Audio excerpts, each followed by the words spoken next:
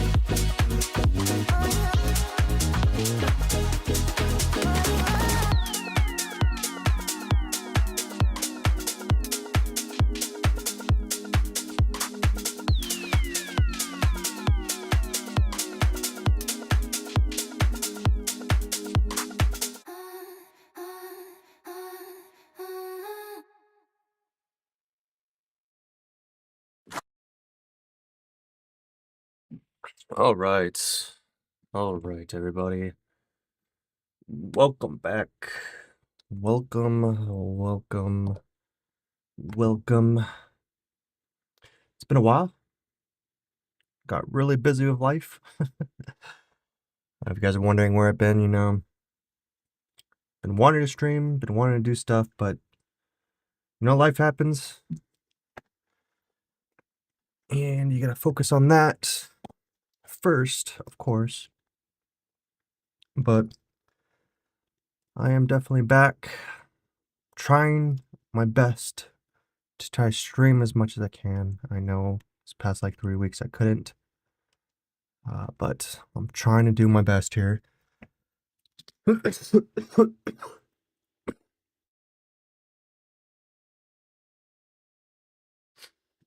right. So I have no clue what I'm gonna do today. I was like, I want to get back to streaming. Um, I didn't even think about what I'm gonna do. Maybe a book. I was also maybe doing some React content. Let's look at maybe watch some videos on other KDP YouTubers, see what they're doing, try to learn from them. Because, my books are selling, but I'm not making any money. I'm not gonna lie to you guys. I am not making any money. I'm trying my best here. I am advertising. I am promoting my books. I'm doing everything I can possibly to try to sell books, and it's hard. It is super, super hard. And I'm trying to stick with like certain niches that are popular because I know my Little Learners ones, it does all right. Trying to stick within that type of niche. Maybe I just gotta try different books and see what sticks. But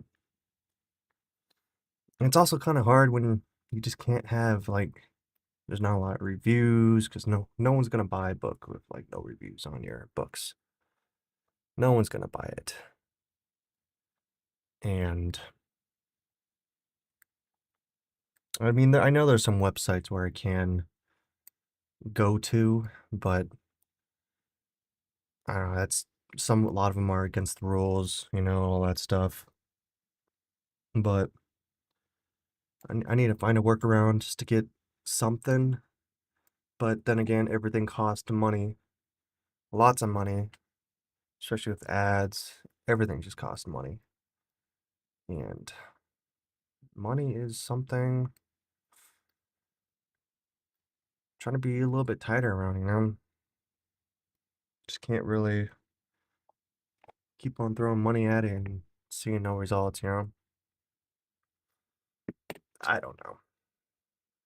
I don't know. Just me ranting. Maybe we could watch some KDP people, get some helpful tips, see what they're doing, try to incorporate it into ours. I do want to make another book,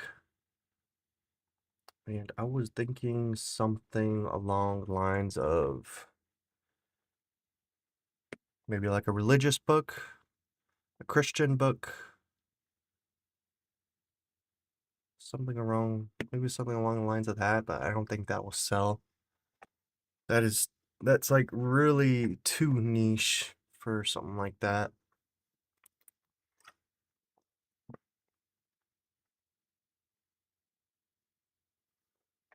Okay.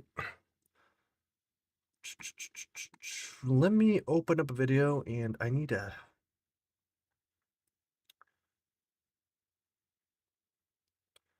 help somebody with something real quick, of course. Let me put on some music. 1 second.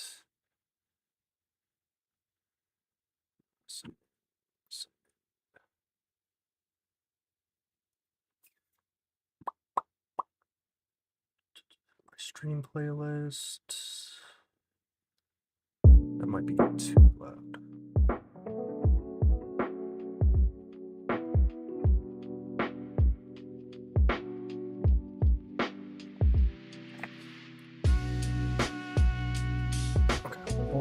1 second. I will be back and we will continue all of this.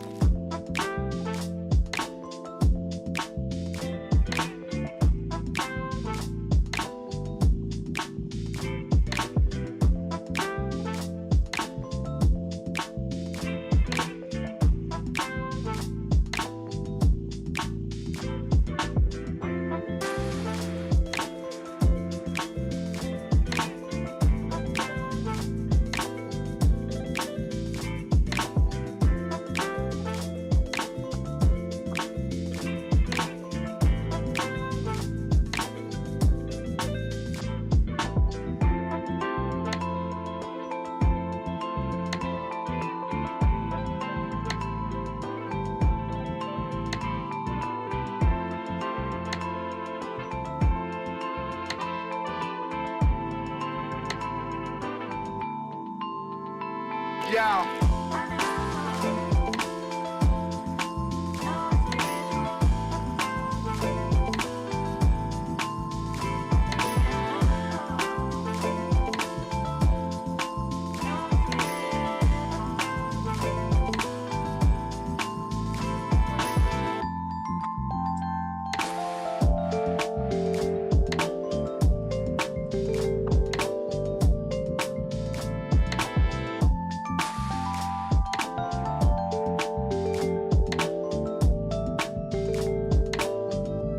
Ugh. Sorry about that. Oh my god. That took longer than expected.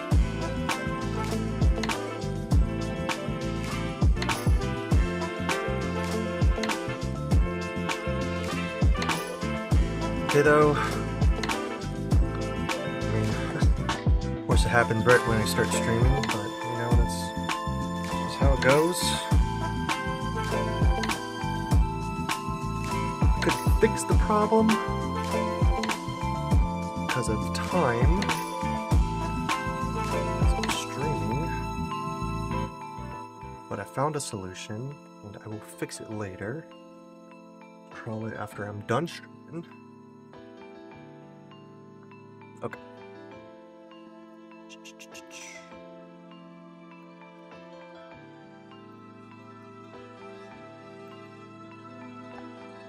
All right. Where was I at before? I don't remember.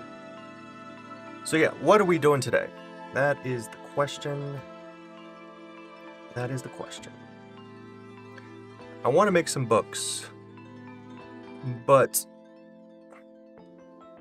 I don't know what to make. I mean, we can continue the Little Learner series or the World Explorer. I mean, we have 3 series going out that needs more books.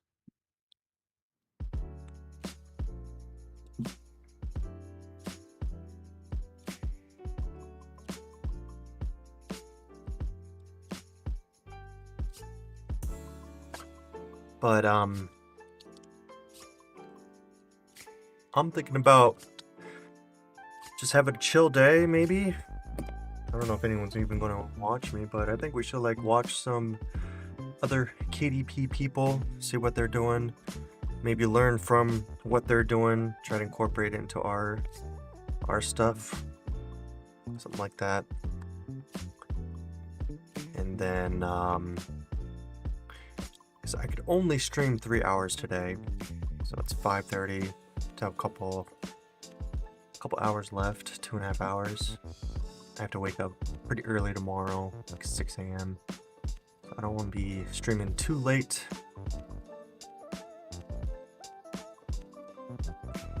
We can.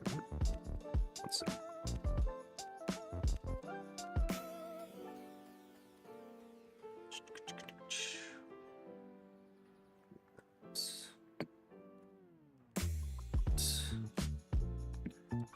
Let us move down to, there we go.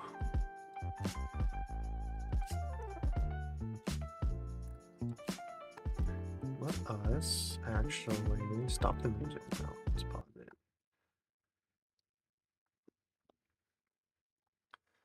All right, we can maybe, since we're not going to be working on books right now, get rid of that. As you can see, I kind of updated my overlay here. Kind of updated a little bit. No, my last stream like 3 weeks ago, I think it was just too much. It had like borders around the whole thing.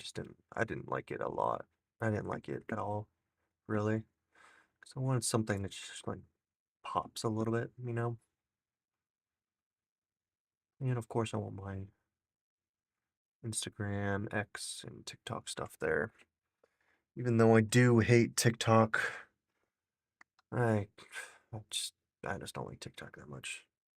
More of an Instagram reel kind of guy. But let's see what Sean Doll. I know he has some new videos out. I kind of In this wanted video, maybe we could watch some of his.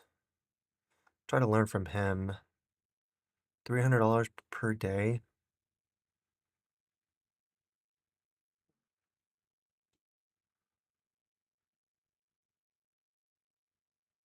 Poem books. Should we start making poems? That's actually a pretty good idea, huh? Poem books? Why you're still stuck. See, I need to watch this video. Let's watch that one.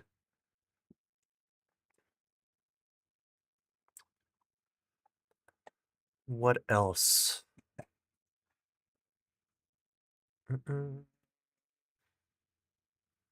No sales, here's why. Let's watch that one too.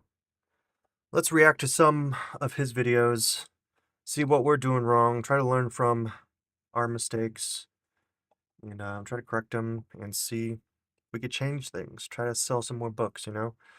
And this guy right here, Sean Dalwitt, he was the reason why I started making these books. Because I heard about KDP, like making books online, selling books online, but I didn't know how. Then I watched this guy, and he's doing pretty good. 14,000. It's a lot of subscribers. But he's been doing it for like 10 years, I think. I think that's what he said or something like that. He made 2.4 million, 25 bucks. Well, lucky him. Lucky him. I think, to be honest, we just need to make like, we need to get out of like activity books, go towards like novels and maybe even like poems. I mean, poem strategy book, poem books, that might do pretty good. If you ever wondered why some Let people seem to us feel true freedom and make watch money with Amazon KDP while others some of his fail, videos. the answer is not luck, it's knowing what actually moves the needle forward. Today, I'll share with you the 7 must-know truths that'll turn KDP into the most rewarding business you'll ever build, so you can avoid the common mistakes and start seeing actual results. So if you're new to the channel, my name is Sean. I made over $1.7 million in royalties from my own books doing this business myself, but I've also taught over 2,000 people in my coaching programs to make money with KDP. So if you want no BS, Yeah, that's something I will never do. I will never do courses or anything like that. I will never charge anybody. If I learn something, I will probably show it to you on YouTube. I'm not going to gatekeep anything. I don't believe in this course or anything like that. I mean, I just I don't I don't think it's a good business. I really don't. Yeah, you'll probably make a lot of money doing it, but I just don't like it. I do not. I will never do courses or anything like that. Anything I do will always be on YouTube. Anything I learn or anything like that, I want to teach you guys for free. That is my plan. I think honesty is the best policy. advice from someone who's actually doing it, then this channel is for you. Alright, so in this video, I'm going to tell you brutal truths about Amazon KDP that no one wants to talk about, no one wants to admit, but it's something you should know. So truth number 1 is without a clear niche, you're just wasting time. So if you're publishing books on a bunch of different topics without having any clear direction, like one day you're doing a journal for women, and another day you're doing a self-help book, and another day you're publishing a fiction storybook, and you're just all over the place, that's going to absolutely kill your growth. First off, if you stick to publishing in the same niche for a consistent period of time, it tells Amazon what you are about, right? What kind of books you publish, who you are, what kind of audience you talk to. I mean, isn't activity books all in the same niche? I mean, yeah, I'm kind of going between like kids activity books and like other activity books, adult activity books, kids. But I am doing different themes for those. Sudoku books. Like there's different themes for my Little Learner series. I don't know if the algorithm favors that as one niche as a kids book. I don't know. And it gives Amazon a better idea into who they should recommend your book to. So if you're all over the place, obviously you're not getting that. It's also very hard for your customers to know. You know, but I do feel like I'm all over the place. I really do. Like I'm just trying different themes not necessarily niches. I am trying different themes and see what is popular. I mean, that's where I am trying. I mean, some of my books don't sell at all, but a lot of my other ones do sell a lot, but I don't know. Know what you are about. Like, imagine if I keep talking about different topics. I only talk about KDP, so you know that if you come to my channel, you can expect KDP content. But let's say one day I'm talking about KDP, but another day I'm talking about fitness tips. And that's something I don't like too. Like, I don't want to be just stuck with KDP. I want to do other stuff other than KDP. Yeah, I do have a passion and I do really do like doing this, but if I'm just doing this constantly over and over and over again, I don't think I can, you know. I need I need to do something differently. I think that's just a huge problem, you know. And another day talking about relationships. You come to my channel not even knowing what you can expect, and you're basically doing the same thing with your books, which makes it very hard for the customer to trust you as an authority on the topic and come back and buy from you more. As you serve the same niche over and over, you will also discover new topics that you can publish about. My best books that made a lot of money are often from niches that I personally had a lot of experience in, and I was my own customer, so I knew what kind of books people wanted. And that's why I was able to jump on keywords that nobody discovered yet, but I knew because, again, I was my own customer. And as you publish multiple books in the same niches, each of these books will start selling each other, right? Because people buy one book, they like it, hopefully, and then they come back and buy your other book. You know, if you don't have books Yeah, that's kind of my strategy too. Like, I try to make like series of books. So if you guys do like one of my books, you guys come back and try buy another part of that series. That's what I try kind of do with the everything I make. I think repeat customers is the key to this. But it's just so hard to get those customers, you know? It's so hard to find them. And I just don't know how to advertise properly, you know? I'm trying my best, trying different things, you know? And I'm just a normal dude, you know, normal guy. I'm not a marketing whiz or anything like that, you know? in the same niche, no one's gonna buy your self-help book and then they're like, oh, I love your self-help book, so let me go and buy your fiction stories. No one's gonna do that because it's a completely different topic. This makes it a lot harder to scale as well. Truth number 2 is keywords are going to make or break your success. So here are the common mistakes beginners make, right? What So most people do. another thing he's talking about is saying consistency, staying in the same niche. But when I do look at his videos, like you got what is this? Looks like Spanish books. You got poems. Um, what is this? I don't know what that is. Like journals. He does all these other things. Christian journal, you know, that's something like that. I mean, that's not sticking with the same niche. But keep in mind, this guy is very popular, and I think anything he does do is going to work, of course, because he has the audience and all that stuff. And but somebody starting out, just trying different things, it's just not. It's not at all. Like, oh, I love your. Well, they don't even do keyword research. They just guess what they fix well. Truth number 2 is keywords are going to make or break your success. So here are the common mistakes beginners make, right? What most people do is, first of all, they don't even do keyword research. They just guess what they think people want instead of actually getting data from Amazon and based on what people are actually buying. So that is why most of their books flop, because it's not backed by data. Oftentimes what you think people want is completely off compared to what's actually happening, right? What people are actually buying. Second is, if they do use keywords, they just straight up copy top sellers. And oftentimes top sellers, these best sellers, they use very broad keyword, very, very competitive. So if you just copy that I as do a beginner copy top publisher, sellers. it's going to be I very really hard do for that. you to compete. This leads to the next one, which is you're just relying on generic words to Hold on, my dog is going crazy. I gotta let her out. Hold on once. Come on. Come on. Let's go. Let's go.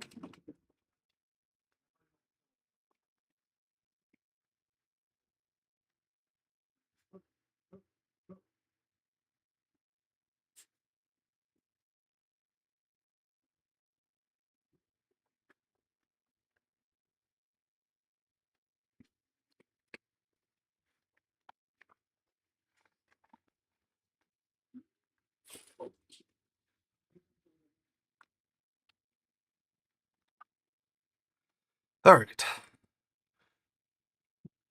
There is people outside of the room, and she was curious what is going on. Okay. Cast a wide net, same thing, right? You just, using keywords that are very, very generic. And the more generic the keyword, the more competitive, right? And as a big Yeah, I guess we need to work on keywords. I think that's my trouble point is keywords.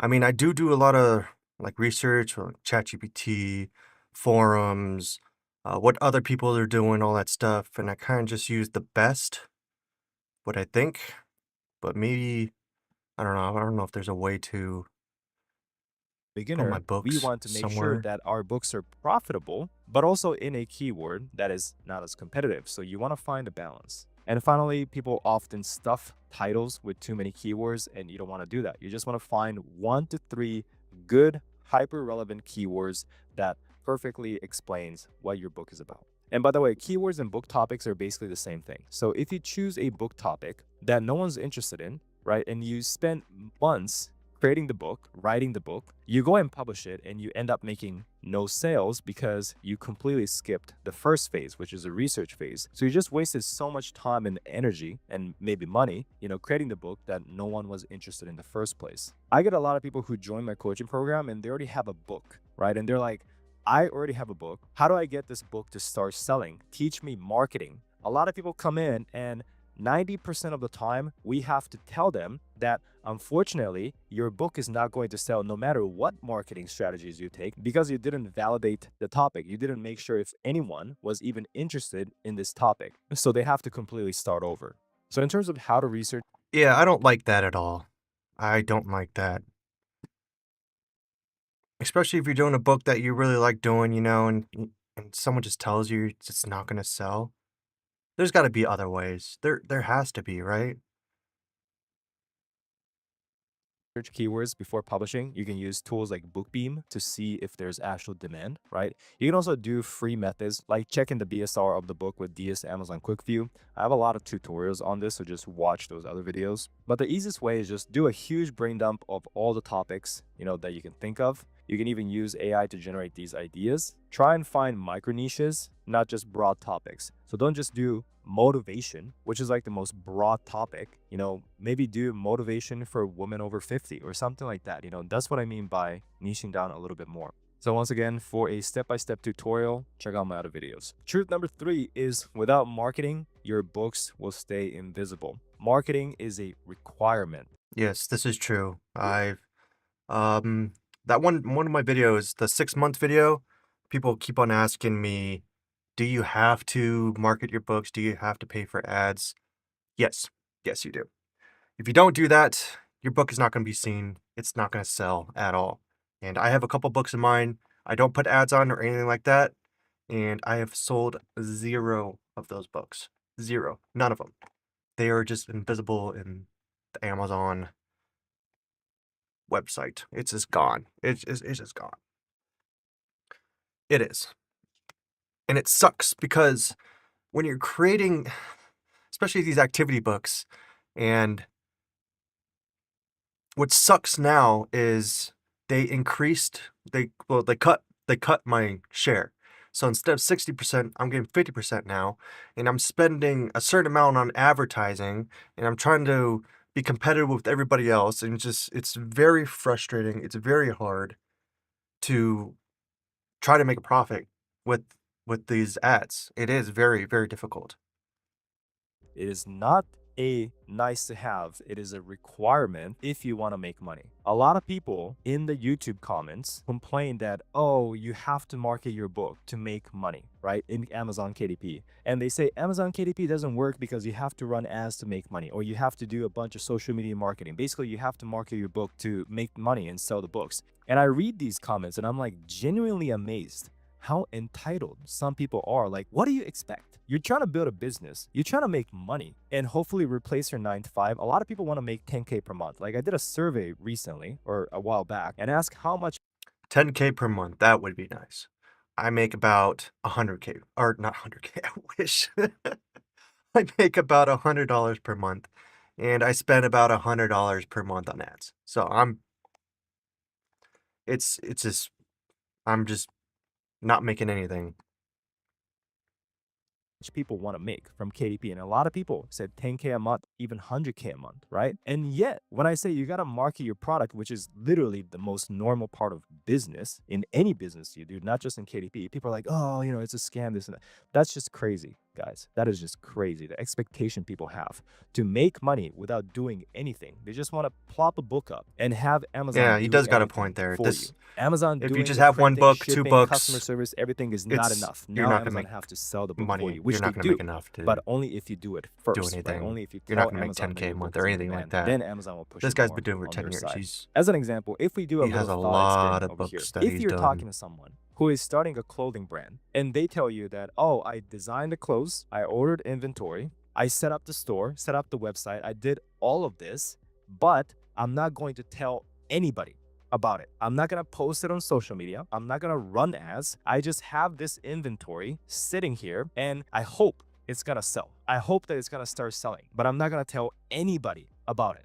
If you hear that from that person, what would you think? You're going to be like, that makes no sense. You're delusional, right? No way you're going to make sales. You have to tell people about your product if you want to make sales. And that's the exact same thing a lot of people do with KDP. A lot of people come in and say, oh, I shouldn't have to tell people about my books. A good product sells itself. That's what a lot of people say. And no, that is not the case. You have to tell people about your product if you want to make sales. So how do you actually market your books? Well, the good news is there are many ways, and you can choose depending on your budget and your time availability. You have different options, right? So first option, run Amazon ads. So you can drive early momentum doing Amazon ads. Essentially, you want to start doing this right after the book is published. You don't have to spend a lot of money. You can just test it with a small ad budget. We're talking $5, $10 a day, even less than that if you really I don't do have the money. $5 a And day as you monitor the performance, you just want to tweak the biz, around 35 optimize it, cents and it'll per improve bid. over time. So the way this works is you offer a free lead magnet inside your book, telling people, hey, if you want this gift, you can enter your name and email to subscribe to my email list. I have started so a doing lot of people that. do that. I And have. once you build up your email, I have started doing that on my website. If you guys go to danieldoes.shop, if you guys want some free activity books, I give free activity books every month. So expect one. What is this? What do we mean? September? October is next month. Expect a free book October. So if you guys need, I guess I could show you guys right now. Yeah, all you have to do is just go to danieldoes.shop, enter your email right here, and you get some free activity books. It's not big or anything like that. It's like 42 pages, has a kids section, adult section. Just a few activity puzzles, Sudoku, word searches, all that good stuff. So if you guys are interested in that, please sign up today. Email is, you can basically market to them unlimited amounts of time, right? Anytime you want. Whenever you have a new release, you just email them saying, hey, I have a new book coming up. Yeah, this is why I say go to my website, sign up, because if once I get your guys' email, I could announce that I have new books coming out, all that stuff, along with the free books I give every month. So I'm trying to do this. I am trying to build my email list. I know it's very difficult. You can get it here, right?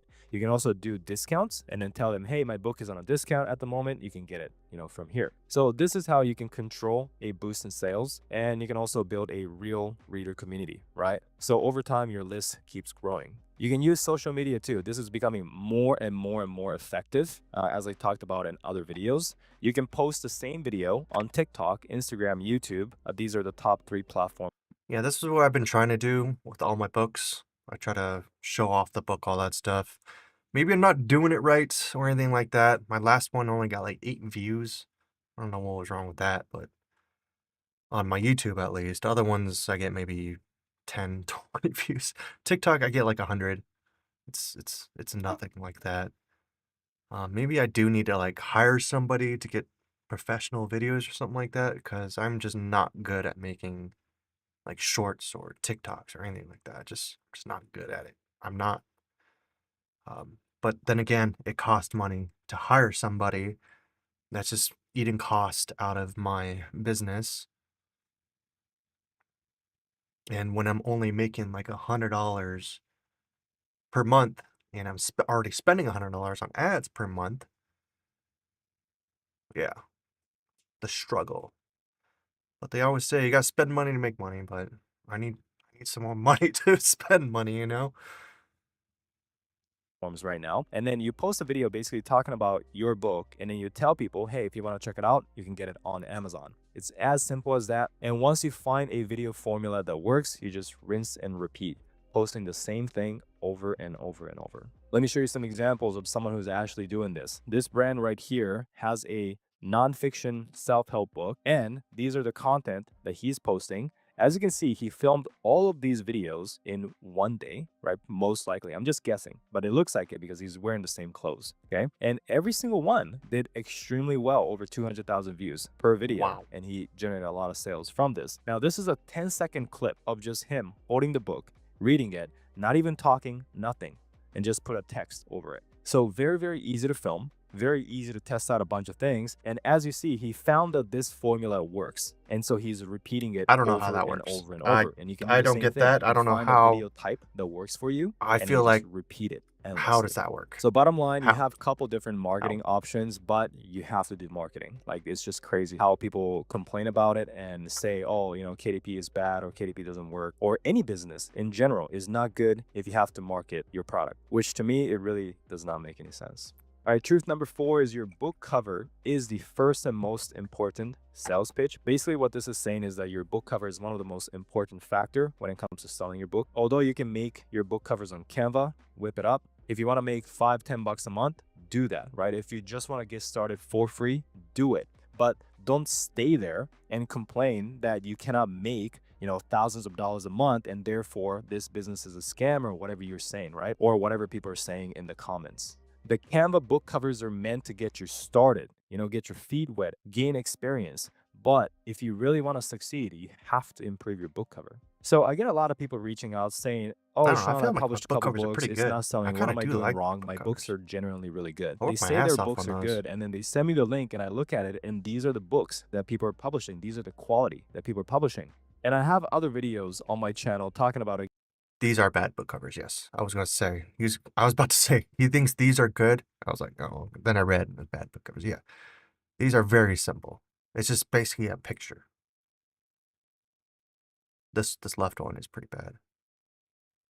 Exactly what you need in a good book cover, right? And why these are bad book covers. But I'm sure most of you guys watching this can tell that these are really, really bad book covers. And compared to that, these are some good examples, right? Really good color contrast. The title text is popping really well. It's really easy to read. The image describes the topic and those kind of elements. If you can make it yourself on Canva, do it, right? That's amazing. But most people cannot. And for that reason, it's better to invest a little bit of money into a high quality book cover, because really you can have everything else right. But if your cover is not good, then it's going to be very hard to make. Yeah, I'll probably never pay somebody to make book covers because I want to make it myself. And I actually do. I do enjoy designing a lot. And I do have fun doing that. So I'll probably just stick with the Canva designing. I mean, I think my book covers are pretty good. Make sales. So how much should you spend on a book cover? Well, I currently spend $120 per cover. I have a go-to book cover designer. Amongst my students, I would say the average is $100 to $200 per book cover. Now, you don't have to start off with that, right? You can start off with something cheaper. Like, as an example, this gig right here, if you're doing low content, medium content type books, they will design a book cover for $25, and you know, it's probably better than what you can design yourself. That book You cover's still pretty have to good. work with them, you know, show them some examples of 25 what's bucks, good that and is you know too what cheap. type of design you want, right? But this will save you a lot of I time. thought about and doing this also too. Go on Fiverr and offering my services designing book covers. Doing something like that just to make some extra money. Also video editing too. I don't know. I need to make money. That's what it comes down to. I need to make probably some do money, a man. better job once again. Now, if you're doing, you know, nonfiction, fiction books, then this is a gig that I've used a lot of times. I probably used her like 40 times, right? And I usually go with the $30 plan to make sure I get the highest quality possible. $30 is still an reviews. extremely good rate for a Wild. book cover. And these are some examples. Now, if you guys want to check out those gigs, the link is in the description. But again, you still have to work with them. It's not like use them guaranteed 100% of the time. It's an amazing book cover, right? You might have to do some back and forth. The good news is you got unlimited revisions, so don't accept the gig until you're happy. But this is the main thing. I want to do some math here, right? So basically, if you spend 30 bucks on a professional book cover, and each sale you make, you get around $4 in royalties, right? On average. $4. So that means that you just need 8 extra sales over the book's lifetime to make back the Make like $30 $1. investment that you made in a much better looking book cover. So my question is, do you think you can make 8 extra sales if you have a better book cover? Most likely, the answer is yes, right? So that is how you want to look at it when it comes to investing into your business. Can I make ROI on this investment, over the long run? So many people just look at what's right there. Like they cannot look further into the future. So they just say, oh, I'm losing 30 bucks right now. I cannot do this because I'm scared of losing 30 bucks. When you got to step back a little bit, look at it from a more long-term horizon over here and say, am I going to make more than 8 sales over the lifetime? Hopefully the answer is yes. Truth number 5, quality always beats quantity. That is a So good way they're to look at it. Put it in sales. Can I sell 8 books of this? Instead of looking at, like, break down all your costs and all that stuff. Actually 2 ways people build KDP. The first way is pump out as many books as possible, disregarding quality. Each book, makes, let's say, $10, $5, $20 here. And the mindset people have is, all right, well, if one book makes $10, right? If I publish 1,000 books, then I'll make $10,000. That's the mindset people have.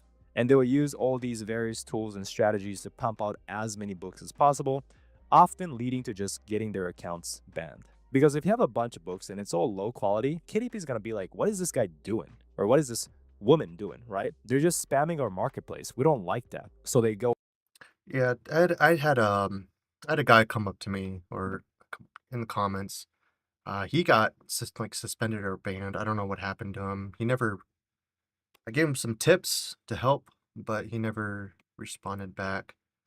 But yeah, that's why I try to the quality of my books. I try to spend a lot of time making it look good, make it different, especially with the cover and all that stuff. Make it my own.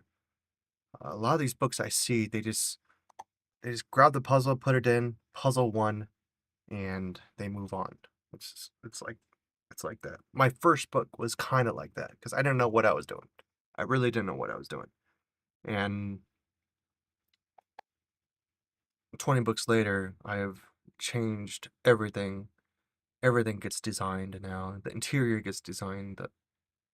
The cover gets designed. The thank you page gets designed. Everything, intro pages, all that stuff. And restrict your account, block your account, those kind of things. Now, on the other hand, there are people who really hyper focus on quality and also marketing the book. So basically, you make an amazing book, one or just a couple, and then you heavily focus on marketing. And there are people out there making $500,000 a month just from 2 books. I actually have a video talking about this in the language learning niche. There's a woman making $500K from just 2 books because she has an amazing book, and then also she heavily focuses on marketing. And in the short term, And that is my weak point, is marketing. I just don't know how to do it properly. I don't. I'm just throwing spaghetti at the wall, see what sticks. Really, that's what I'm doing. Maybe I should hire somebody to help me promote my books, guide me in the right direction. Maybe I should do that. Maybe that would help. I don't know. I really don't know. creating a high quality product takes longer, maybe a little bit more money. And, it's something not a lot of people want to do. But in the long run, it's so much better. If you're taking this business seriously, it's so much better to focus on that. So let me show you one example here. So this is in the Christian niche. So if you're doing, like Christianity books, then that's a pretty good niche that actually sells extremely well. So this book right here is making $700 to $1,000 per day, which is amazing. And you can see that the interior here has a little bit of design, a little bit of extra, than just normal formatting here. But besides that, it's pretty simple, right? Simple, clean. It doesn't have to be crazy, but it is still high quality. And that's the thing. Just because it's high quality doesn't mean it has to be super expensive or super, super hard to make these. It's pretty simple, guys, like the formatting once again. And this is all you need. But not just the formatting, obviously the information is good. It's in a high demand topic and the book cover looks amazing. And they're also marketing it heavily. So this book, not only is it doing, between $21 to $34,000 a month or so on Amazon, Jesus but it's also Christ. doing $120,000 in a month on TikTok Shop. A lot of people are making videos on this book because it's a good book. Yeah, I want to do TikTok Shop too, but I just don't have the capital to even attempt to do it. I don't have the money to do that. It's like 5,000. I need to buy all my books because I would need to sell it on my own. I don't have that capital. I would love to do it, but I just can't. Right? So if you don't have a good book, there's no way all these creators are going to talk about it. So you can do all the work, right? Publishing 1,000 books, trying to make That's another thing. Maybe I could pay some of these creators to review my book. Maybe I need to do that. Just a review, and then send them to my website or something like that. If somebody likes it. Then again, it costs money. make $10 per book, or you can just have one amazing book. Was it like and a lot of people $500 start probably to talking pay these about it, people? a lot of 500 people to start 1,000 or sharing something it, like and that? now you don't even have to do the work because all these other people are doing it for you. The word of mouth will spread, And let's that only say, happens because my books, I make it about $1 per book I sell. Okay? So if I'm spending $500 for somebody to review my book on TikTok or anything like that, they have websites that people review books online. I do know that. I do. And I might look into those, but they're very, very strict on like review websites. They're very strict on it. So I'm kind of skeptical on trying something like that. But I was saying, like, I make about $1 per book. If I pay somebody like $500 to review my book, put it out to their audience, I would need to sell 500 books to recuperate that loss. That's a lot of books.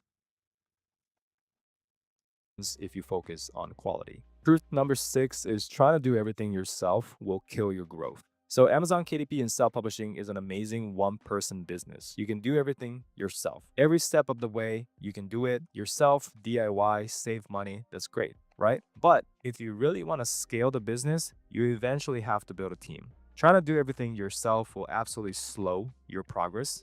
You might be really good at writing, but maybe you're really bad at designing the book cover, right? And if you're not outsourcing that, then you will basically kill the book's success, even though the interior, even though, what's written is amazing, because you designed a really poor book cover, it's not going to sell. Or maybe you're amazing at creating the book, but you're really bad at marketing it, right? If you can just hire somebody to run Amazon ads for you, you can solve this problem. But because you want to do everything yourself, one person business, you might be sacrificing the potential growth that you could experience. Yeah, I think I need to hire somebody for my marketing. I've tried so many things with marketing, Amazon ads, all that stuff. So I've been doing about, what is it? What month is this? September? 9 months. So I spent about $100. So I spent about $900 on Amazon ads. And I've spent about maybe around $300 on Facebook and Instagram ads. And nothing is just really, it's just not working. It's just not working. It's just not working.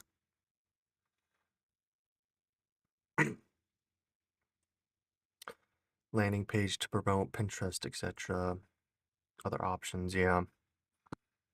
So I do have a video on how I automate I think my I might Amazon need to KDP business. find I got a an lot of team actual like members. I have a lot of marketing people that I company or hire something like to, that do various to tasks. help I me. work less than 4 hours per week on my own Amazon KDP business. I really only do KDP when I'm trying to test new strategies. That's when I test it first, and then I make an SOP and have my team take over. And we do 6 figures a year in royalties. If you want to Jesus. learn the setup that I have this video. You can check it out in the description below. Truth number 7 is if you're not willing to commit long term, maybe it's best to not even start. Now, this really depends, because if you're trying to do this as a hobby, not trying to make money, not try to replace your 9 to 5, this and that, and if you're just having fun over here, no worries, right? Do whatever you want. I have nothing against it. But specifically for those people who tells me that, oh my God, I'm in this financial situation. I'm, this and that. I have so many, things going on. I really got to change my life. I really need this money immediately, this and that. And they tell me all these things on how badly they need this. And yet they're not all in on the business. And it's not just Amazon KDP. No matter what business you do, you have to go all in for like at least a year to see significant results. It's not something where you can just like, oh, I'm going to test it out for a couple weeks, see how it goes. And if I'm not seeing results, then I'm just going to test out a different business model. Like that's not going to work. That's not going to work in any business that you do. So the biggest thing to understand is success takes time, right? Publishing 1 or 2 books is usually not enough. There are people who make a lot of money, as I showed you earlier, from just 1 or 2 books. But to get there, to find that 1 book or 2 book that makes a lot of money, you probably have to go through a couple books that's going to suck and it's not going to sell. So you have to have this mindset of being okay with publishing multiple books. Now, slow sales early on in your business journey is completely normal. In fact, it's going to be kind of weird if you don't have slow sales in the beginning, like you're blessed by Jesus or something. And as I said earlier, you have to work towards building your brand, which is going to get you more and more sales over time, hopefully. And approach KDP as a long-term business. At least be willing to spend a year of your life in this business before you determine whether it's... Well, I'm almost in a year, 9 months. Yeah, we're getting there. Started January, and I kind of went all in. I kind of did. And it's just frustrating because I do have slow sales. I mean, it's slowly going up. It slowly is, but I don't know. Sometimes it's just discouraging, you know. I'm just like throwing money at something that's just not working, you know. It's just tough. It really working is. or not. So set clear yearly publishing goals, reinvest profit for growth, very important. Whatever you make, don't take it out super quick, right? Reinvest into more books, better book cover, hiring other people to help you with whatever task you're struggling with, and just keep reinvesting and keep growing the business. I never took out profit from my business for like a year and a half or so until I quit my job, and then I was living off of that income. Yeah, I wish I could have some profits. I'm either in the negative or breaking even with my books. I am because I'm probably doing it wrong with the marketing. I probably am. And I need to fix that. I really do. Is there any challenge for Q4? What do you mean by challenge? What kind of challenge are you talking about? That's when I started taking off a little bit of profit. But until then, I was making like 10K per month. Everything goes back into the business, you know, although I could take profit, I didn't. Work on building systems, keep learning and adapting, because it's very important if you want to succeed. Yeah, everything I make with this, it just goes straight into straight back into the business. Basically just going straight into ads. That's basically what it is right now. In business. And if you need help with all of this, I do have a coaching program. You don't have to take it if you don't want to. Honestly, if you're one of those people that made the kind of excuses and, you know, the kind of comments that I see sometimes that I brought up in this video, I honestly don't want you to apply because I don't want to work with people like that, right? But if you're serious about KDP, if you want to work with us, you know, if you're willing to take action, then, you know, you can book a call to see if this program is a good fit for you. Yeah, no, I'm not going to join any courses or programs where people charge me. I do not like that. I do not like that at all. All right, let's watch another video. What is this? If your book is not selling on Amazon KDP, then it might be because you're missing some of these elements in your book. Okay. Exit that one. Most books fail not because of bad writing, but because the author wrote in a niche that is simply not profitable. So in this video, we'll cover 9 proven Amazon KDP niches that are making over $300 a day. So if you're new to the channel, my name is Sean. I built a multiple 6 figures a year Amazon KDP business, which I eventually sold for $820,000. And now I'm building my new KDP account. So if you want no BS publishing advice from someone who's actually doing it, then make sure to subscribe. So here are 9 proven Amazon KDP niches that earns over $300 a day. The first one is parenting. So when I say parenting, there are many different types of books you can create. Maybe our next book will be one of these this niches. Is a simple, let's see what these niches are, and book, right? maybe so let's create another guide to the first-time series. pregnancy for dad. This book, the paperback version itself, is making $400 to $500 say outlier with your products, a day. So if you take the average of, let's say, $500 a day, that is $15,000 per month. just from the paperback, not even What do you counting mean by all that? the other formats. If you're wondering how I have this number right here, it's from a software called Bookbeam. If you guys want to check it out, the link is in the description. You'll get a little discount by using the link. So that was a nonfiction book example. This is a children's book example, right? In the parenting niche. It's still in the parenting niche because the parents buy it for the kid. So we have I'm Stronger Than Anger, picture book about anger management for kids. And this book, the paperback, is doing around $4,500 a month or so.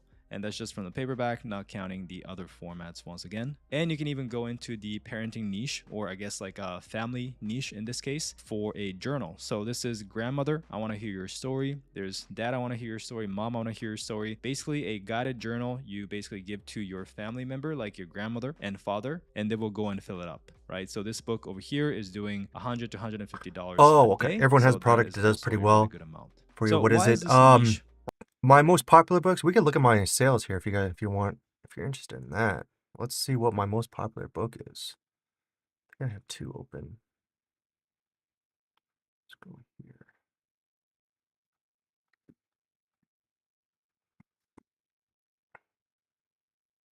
Let's see. I sold 13 books so far this month. $31. It's not the best. All right, let's go to orders. Let's go to lifetime. Things that do good is United States themes. United States theme does do good. My Little Learners, Seasons, Dinosaurs, more of Little Learner stuff does all right. So, and I am trying to stick with United States, like around that kind of niche. I do have like 3 books revolved around United States. Trying to stick with that niche, but and My Little Learners, of course, sells pretty good too. So I've sold 125 books since I've started in January. And I think it is just a marketing thing. I need to learn how to market better, or I need to pay somebody to market better because I feel like I should be selling more books, you know? That's what I feel.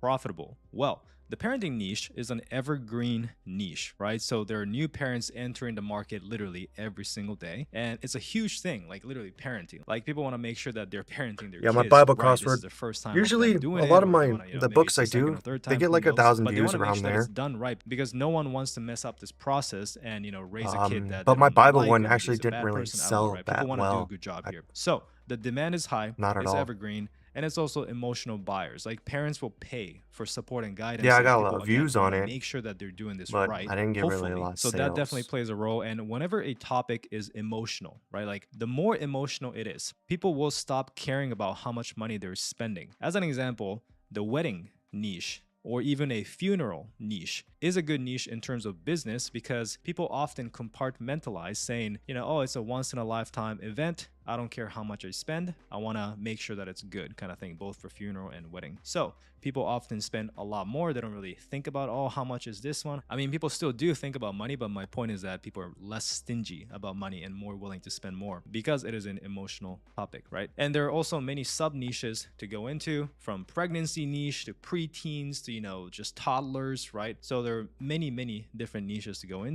I guess my niche is, I guess I want to stick with the kids, like kids section, and like advertise, market to the parents. I think that's more the goal I want to go towards. Because I want to make kids books, and I do want to like broad into like educational books, all that stuff, like math, reading, anything like that.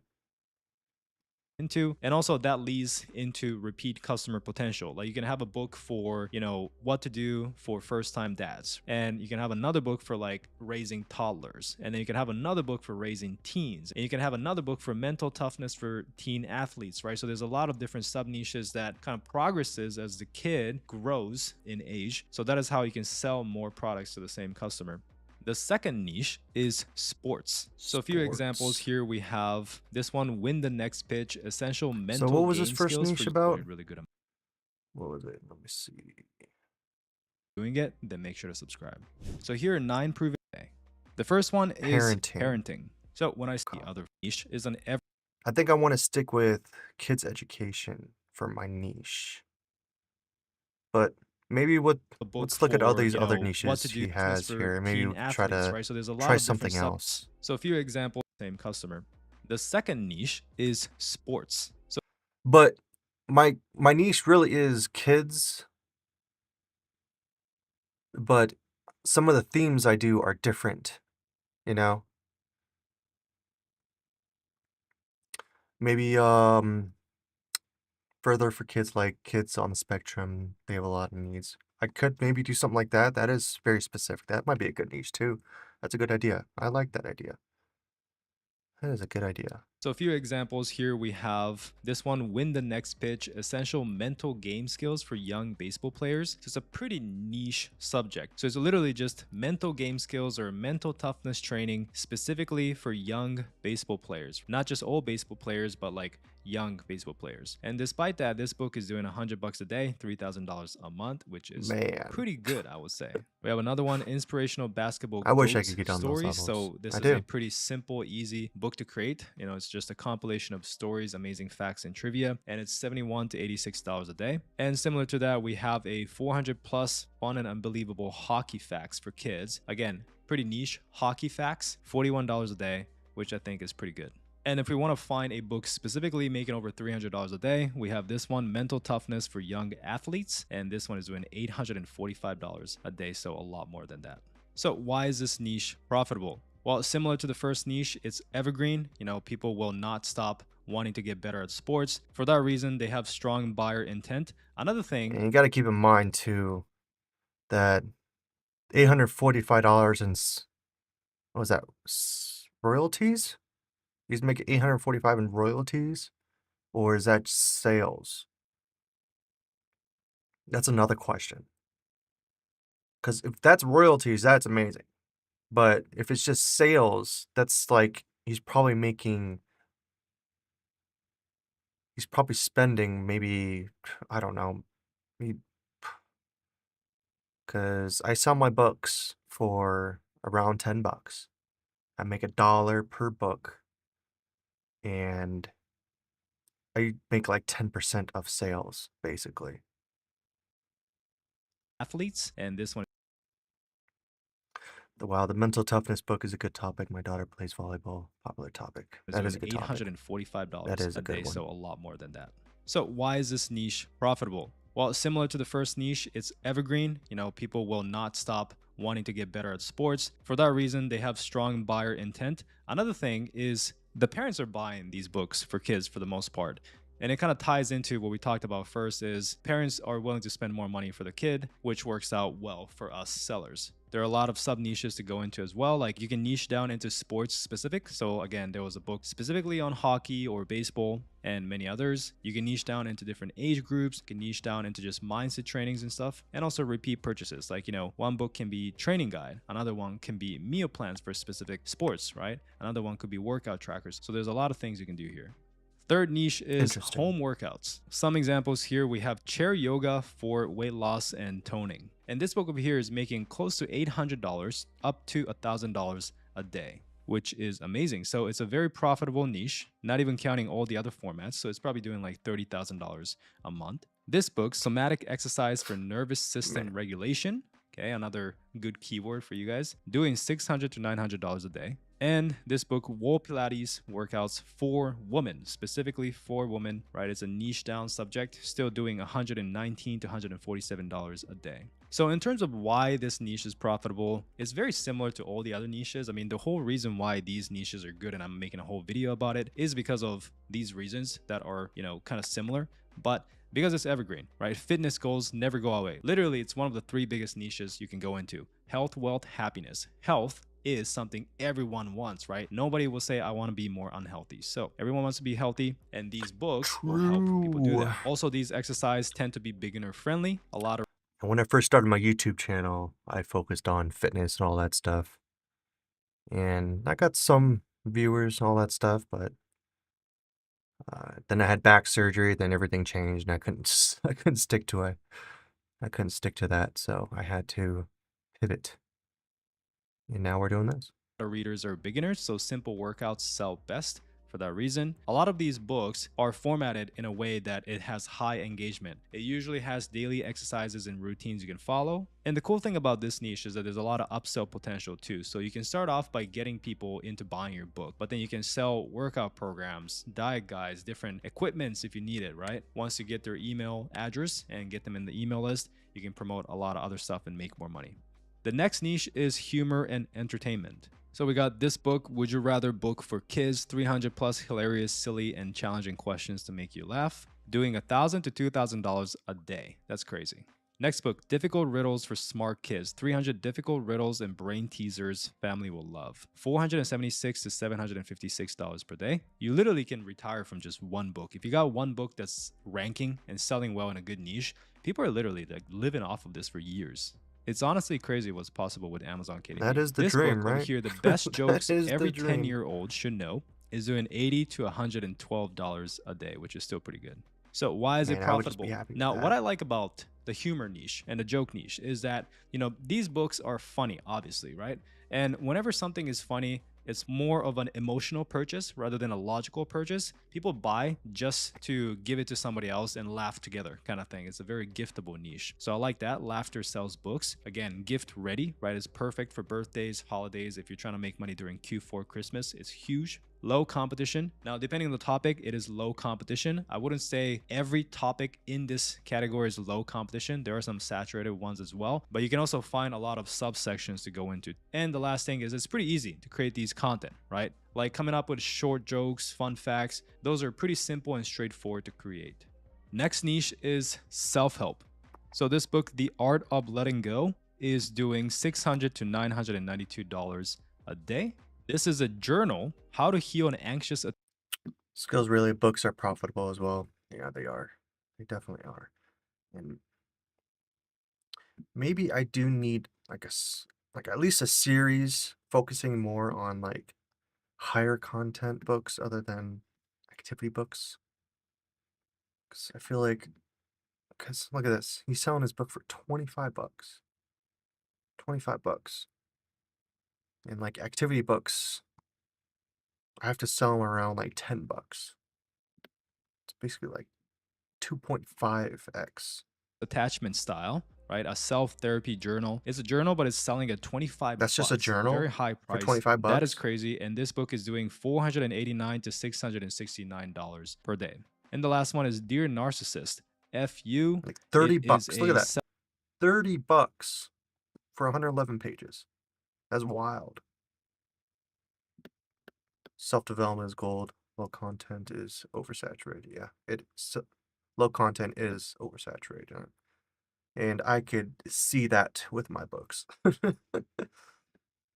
self-help book, I believe, selling at $30. So again, very high price. The BSR is not even that good, but because it's very high price, very high margin, like they're making a lot of money, like royalties per sale, it's still making $106 per day, $3,000 per month.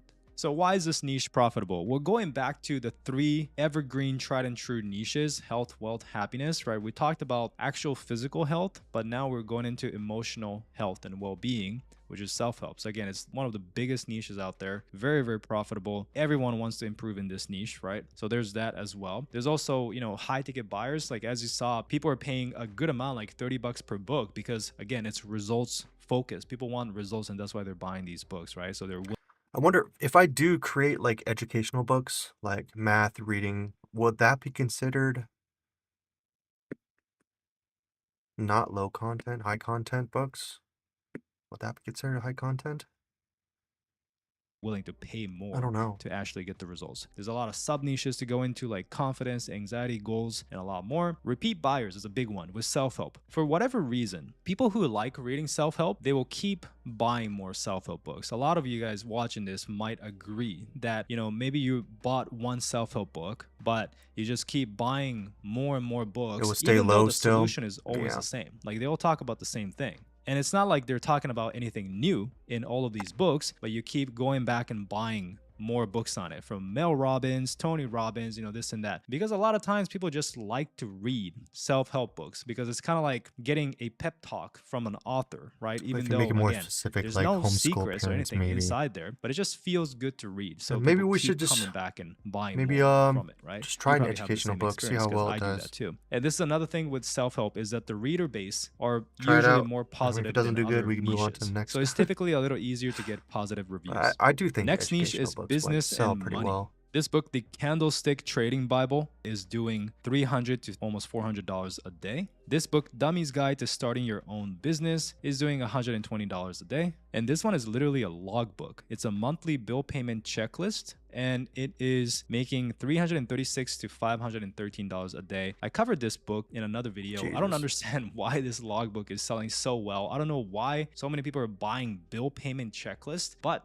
they are. And so if you're trying to make a logbook, this is a really good niche to go into. So why is this niche profitable? Well, again, health, wealth, happiness, right? The three biggest niche out there. Wealth, business is one of those. So it's always trending. It's not even a trend, it's an evergreen. Everyone wants to make more money. Simple guides and checklists work as well, as you saw. I don't know why also create it's selling some digital so well, but the planners. bill payment checklist and I other could. sub niches works My very wife well. actually And made people are made willing a couple to of pay those digital higher planners, because everyone thinks of and these niches as more of an investment. didn't really take right? off, Other but books, maybe I when they could try to buy, give it a it's more of shot an and see if it entertainment works. a lot of times. But with business books, they know that, okay, maybe it's a little more expensive as a book. You know, if I pay $30 for a book, right? But hopefully I can make a lot more from the knowledge that I learned. So a lot of times people come in with an investment mindset, and so you can price your book higher and people still buy. Also, I like the fact that it's multi-format, meaning you can sell as an ebook, paperback, audiobook. Not only can you sell it, but people actually buy your books in multiple formats, so you make more money.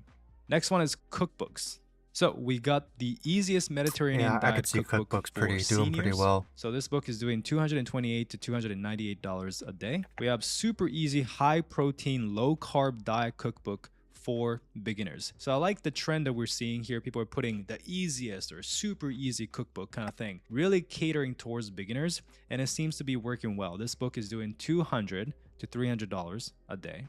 And this book, Blackstone Griddle recipe book for beginners. Now, I don't know what a Blackstone Griddle is. It might be trademarked, so check that before you Doesn't go know what a into it. Blackstone But it's Griddle doing is? $180 to Man, those are amazing. $230 a day. So why is I this want niche one. profitable? Well, again, every niche that we talked about pretty much has I'm a this, big but griller. this niche has I a love massive smoking. appeal, I right? love Everyone cooking meat, loves all that to stuff. eat good food, to cook. So, you know, the demand really isn't a up and down short-term trend kind of thing. You know, we always want to go for mass market appeal if you want to consistently make over $300 per day. And there are many niches you can niche down to, like keto, vegan, budget recipes, super easy beginner friendly recipes, Mediterranean, Greek recipes, those kind of things, and engaging visuals. So for cookbooks, you kind of want to have pictures, obviously, you know, of the recipe, and this engages the customer. It's nice to buy. A lot of people literally buy just to see pictures of this delicious recipes. And also you can sell in multiple formats, maybe not audiobooks, but you can sell it as a paperback, hardcover, and those are what makes you the most amount of money anyways. So it's Yeah, that's another thing with activity books. I cannot create like I could only have like paperback or hardcover. I can't have like Kindle or anything like that. That's another thing that's kind of holding back on sales too. That's why I think like high content books are way much better because you could diversify on all three of those. actually a positive. Next niche is Christianity. So this is an interesting one. This book is a 1-minute sports devotions for young athletes. I've never seen this combination. So earlier we saw books. And I was thinking about creating another like Christian Bible themed activity book for kids. That's what I was like planning today to do. But I decided let's do some React content today. My first day back streaming again. 3 weeks. What's for young athletes, and then we Just saw chill, books you know? on like sports stories and, you know, sports facts and stuff like that, right? And then now we're talking about sports devotions, introducing the Christianity niche into it. So this is the whole thing, right? People always say, oh, you know, this keyword is saturated, or there's no profitable keywords anymore. Well, there's literally new ones popping up all the time, like this combination of Christianity and sports, young athletes. You know, I've never seen this before, and now it's here and it's profitable. So it's $181 to $233 per day just from this one book. So the next one is the Complete Ethiopian Bible book. The hardcover version is doing insanely well, $2,000 to $3,000 per day. I have a feeling this is a public domain book. So that's something you can do. I might be wrong here though, but it is very profitable nonetheless. And the last one, we got Daily Devotional for Women. Again, it's a devotional book specifically for women. And this book is doing $83 to $100 a day. Still is solid. So why is this niche profitable? Well, the built-in audience is huge. Like the Christian market is huge. They have strong emotional connection with the topic, right? Like not just a hobby. This is their life. This is their lifestyle. It's a huge part, or basically a core part of their life. You know what I mean? So they take this seriously. And so they really connect with the topic, which leads to repeat sales, right? They're always trying to be more devoted, you know, and really strengthen their connection with God. So they buy a lot of books, same topic, but, you know, repeat customers and also year-round demand. Like this is not a up and down trend. It's an evergreen topic. True. The next one is hobbies and crafts. So we got this book, 101 Fun Things to Do in Retirement, an irrelevant, outrageous, and funny guide to life after work. So this one book is doing $200 to $267 per day. We have a cat moment coloring book. So this is a coloring book doing $500 to $900 per day. And we have a how to draw anything for kids. So basically a tutorial on how to draw, and it's doing $1,000 to $2,000 per day. Amazing stuff. So why is this niche profitable? We talked about it literally every single time, but it is an evergreen niche. I would say that the coloring book, maybe not evergreen, like, you know, it's a really Coloring books, it's way too saturated. I have 4 coloring books and they do not sell that well at all. I've maybe sold, I don't even know how many I sold, but not a lot. Not a lot at all. Coloring books are way too saturated. a good trend that's popping right now. So a lot of people are getting into coloring books. A lot of people are getting into drawing. So, you know, it's a good trend. It is kind of evergreen where there's always a demand for it. But right now, I would say the trend is also helping too. The next one is emotional buyers. So typically people buy these books for fun, to relax, and those are typically a good audience to serve. There are many sub niches, like from drawing to coloring. Like in terms of the coloring book space itself, there's so many different sub niches, subtopics that you can go into that is close to endless, right? And also there's new ones popping up too. But that's just in the coloring book. You know, you can do tutorial ones like the how to draw one, other types of activity books that you can go into as well. So a lot of sub niches, and this is a big one. So I talk about repeat customers in almost every single niches, but this niche especially, the repeat customer potential is a lot more, especially with the coloring books, right? People buy one coloring book or one word search book or other activity book, finishes it, and then they come back and buy another one, because these books, again, it's not like, you know, nonfiction book where you have a problem, you buy the book and the book solves the problem and you don't have to buy another one, right? With coloring book, the problem is you're bored. And do you use any online generators to create some of these activity pages? I do use bookbolt, bookbolt.io. That's what I use to create my books. Go in here. If you don't know what bookbolt is, it's got to load. But they have a bunch of templates right here you could use. You know, like Kakaro, Sudoku, word searches, hangman, mazes, to-do list, all that stuff. That is what I use. If you're interested in that, use the code Daniel does 20% off. I'm kidding. You don't have to if you don't want to. Thought I would throw that out there. But yeah, this is what I use, bookbolt. It is a paid platform, yes. So if you go back.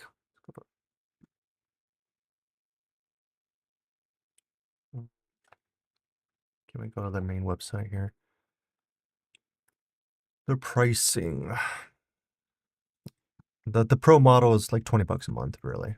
If you do yearly, it's a little bit cheaper, I think, or not. But I do the yearly. So the yearly has all the stuff you need. That's what I use for all my books. And I think it's pretty good. The only thing I don't like about bookbolt is the crosswords. If I could find it. Did they get rid of crossword? No, right here. I don't really like crosswords that much. I like the old style crossword. And this one's a little bit different, but I just don't like it that much. That's the only complaint. But any of my designing or anything like that, I do use Canva. And everyone's always bored all the time. So they come back and buy the next one and the next one and the next one, which is huge. So those were 9 proven Amazon KDP niches that you can potentially make over $300 per day. Hope you enjoyed the analysis, and now you can go and use this information, go into those niches, or apply what you learn into your existing books and make more money. Now, if you do want to take your Amazon KDP business seriously, and if you want to work with me and my coaches to take your KDP business to the next level, then I do offer a complete Amazon KDP coaching program. Nope. Books. All right. So in this video, I'm going to How to sell more Amazon KD books fast. Okay, let's see. New viewer just stumbled across your video because I want to create a PDF Sudoku option. Apps are riddled with ads. Oh, okay. Yeah. I actually found bookbolt through this guy, Sean Dalwitt. So yeah, I think I have a link in my description if you want to check out bookbolt. There is a 3 free day trial. If you guys do like it, just use Daniel Does for the code, and you get that 20% off your entire order. So whatever you do, the yearly or monthly, you get that 20% off, which is pretty nice. Helps you guys out, helps me out. And I'm pretty sure it's in the description of this video if you're watching. I think I put it in there. Hopefully I did. But yeah, if you want to check that out, yeah, try it out for 3 days. If you don't like it, you can always stop it and try to find something else. But yeah, they have Sudoku options, all that stuff with bookbolt. to show you what these are and how you can implement it so you can get more sales and make more money. If you are new to the channel, my name is Sean. I built 2 successful Amazon KDP businesses. I've helped over 1,700 students online in my paid coaching program to make money with Amazon KDP. So if you want no BS publishing advice from someone who's actually doing it, then make sure to subscribe. So this is a subscriber book review series that I do where I analyze and critique your books that you submitted to me and show you exactly what to do to make more sales. If you want me to review your books in future videos like this, just follow me on Instagram at SeanDowit13. Direct message me your Amazon link and I might feature it in future videos. All right, so let's start with the first one. So this book, Piracy in the Blood, The Adventure of James Drummond. So looking at the description, I don't know. This one's, he's looking at other people's books. What other videos does he have? Oh, let's go to videos here.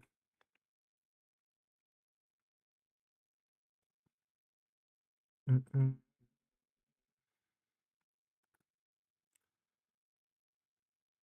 mean, I do like the poem book idea. I think it's a great idea, but that is high content. But I kind of want to stick to.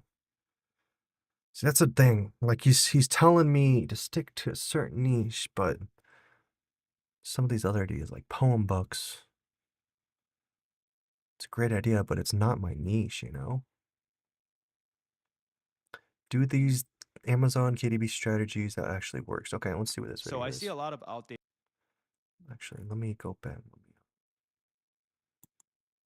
Put in a new tab. So I see a lot of outdated KDP strategies still being taught. Advices such as pumping out as many low-quality AI written books as possible, creating a bunch of journals that you whipped up on Canva while you're reusing the interiors and you're just switching out the book covers, getting fake reviews, or using titles that may mislead customers. Not only do these strategies not work, it can also lead to your account being banned. So in this video, I'm going to share with you 5 KDP strategies that actually works to double your sales. If you're new to the channel, my name is Sean. I've been self-publishing for over 9 years. I've made I would over like to double my $1.7 million sales. Yes, in royalties please. from my own books, and I've helped a lot of people make money with this business model. So if you want no BS advice from someone who is actually doing it, then this channel is for you. So with that being said, let's get right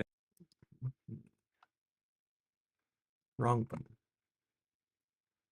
I put it.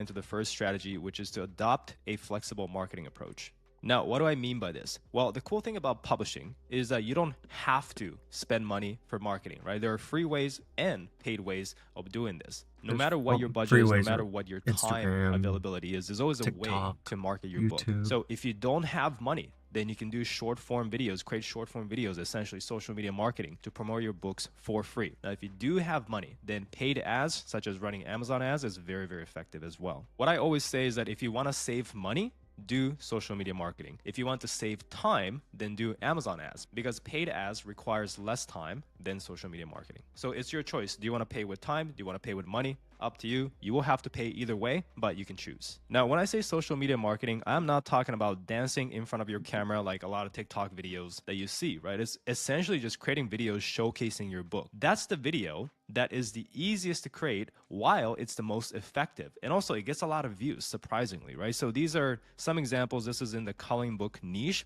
Hikaru Kotz is a brand that's killing it right now in coloring books. And you can see that he never shows his face. And I'm saying he, while I'm not even sure if it's a man or a woman, or maybe it's a team behind this brand, I don't know. But all they're doing here is they are showcasing their own coloring pages while they're coloring it out, right? That's the type of videos that works really well in the coloring book space. And this is for TikTok, but you can also repurpose the same videos, upload it to YouTube, Instagram, and just spread it out like that. This is their books on Amazon. And by using a tool like Katie Spy, just from the first 20 books, you can see that they have close to $200,000 in monthly revenue, which is crazy, right? There's a lot of coloring books that are selling extremely well. Now, yes, they do have great ideas. Ideas is a huge part of coloring books, right? They have high quality interiors. All these coloring books, there's multiple people. It's just the same. They all look the same. I'm not gonna lie. I know this is just one person. I was a Hikaru Coates. There's Coco Wu. They all look the same. Like, I can't even tell the difference between any of the authors on the covers. They're probably running ads too, but a lot of sales are coming from social media marketing. This is another example more in the medium content space. This is not coloring books. They create books for kids, like joke books, hilarious jokes for 8-year-olds, 11-year-olds, 12 years old, you know, hilarious jokes. But they're selling their book for $3. $3? How is he making any money? How are they making any money? Hayden Fox could be he. Oh, it's Kindle. That is Kindle. That is different, huh? Would you rather questions, True, those kind of that books. is different. And the It is type of Kindle. videos they make is actually something anyone can copy, right? So if you go to their TikTok page, you can see that these videos are getting millions of views, and you know, even the average ones are 10-20,000 views, which is pretty damn good, right? And this is a video structure. We call these the carousel videos because it's just a slideshow, essentially. So we have 7 knock-knock jokes that will make 7-year-olds laugh. And obviously, because they have books on hilarious jokes for 7-year-olds, it makes sense to make these kind of content. But essentially, this is a Mid-Journey, I don't know if it's Mid-Journey, but AI-generated That is picture definitely with a AI. text over it. And they just have jokes like these, one after another. Goes viral, sells the book. And I think this is one of those video types that are extremely easy for anyone to come in and make. And on the last slide, he sells the book, right? Discover more laughs with our hilarious jokes for kids series. And it works well. Just from the first 20 books, they're doing $47,000 a month in revenue just from the paperback, not counting the Kindle or audiobook. Now, those were medium content book examples. Jesus. So let me show you a high content book example here. So we have this emotional intelligence book, right? One of the most competitive high content keyword out there. And this one book is making $267 to $383 a day. I use a tool called BookMeme that tells me the estimate royalties per day. So if you guys want to check out BookMeme, the link is in the description. So let's just take the middle, which is $300 a day. This one book is doing $9,000 a month just from the paperback, not even counting the audiobook, Kindle, hardcover. So this one book is doing over 10K per month. And these are the kind of videos that they are making, which is extremely simple. All they're doing is showing the book while they are reading it. Yeah, I don't know It's a how 10-second clip. he's They're not getting even a million talking, views off of nothing. that. They That just have is- a text over it, and this video got 1 million views. That is And crazy to because me. it worked so well, they are repeating it over and over and over, right? We have this video here, same I structure, get like just 100 different views on angle. This TikTok video for right each here, of pretty my much the same videos. angle over here, another different angle, and it's the same thing. You're just holding your book, filming yourself 10 seconds, and you put a text over it. And I can almost guarantee they filmed all of this in one day because he's wearing the same shirt. So he basically filmed one video, move the camera a little bit, film another video, move a camera a little bit, and it just keeps going. And it works. Super simple videos, right? This is another one without showing your face. Just show the book cover, put it on a table with a text over here, and then show the interior. And it sells extremely well. So you can apply this for high content too. So why do short form videos like these work? Well, first of all, short form videos in general is just blowing up social media. It's kind of like taking over social media, not just on TikTok, but also Instagram, YouTube. People's attention span is getting trained to be worse and worse. People cannot sit through and watch a 10-15 minute video like this anymore. So my views are going down, but short form videos are going up, right? So it's like really trending up. Now, another reason is because you kind of let your buyers preview your book, which is huge. You can show how the book looks like before people even buy. Oftentimes, people want to buy. I mean, that's what I do with my books. And once again, I'm doing it's like free all and of very, these. very I'm easy doing to all make of based on these. the examples that I showed you. I hope But you see I that. think I'm just doing and it this wrong. obviously boosts sales. A lot I of need people watch a something to TikTok catch video, somebody's look up the their book on Amazon, attention. and they buy from there. That's why you see the boost in You know? sales on Amazon.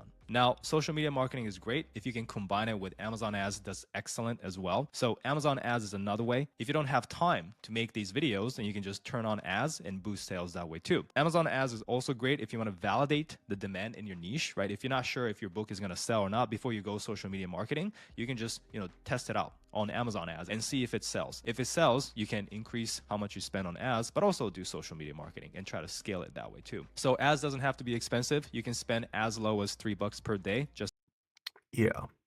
I do $5 per day, but I have like 20. I don't do all 20. I do about 18 books. And it's like a little like 50, it's $54. Okay, math. So, yeah, $54 on average. But I'm spending like $100. to test it out. Doing the math If you guys wrong. want I a don't know what I'm step-by-step doing. tutorial, I have this video that I filmed. I'll just link it in the description.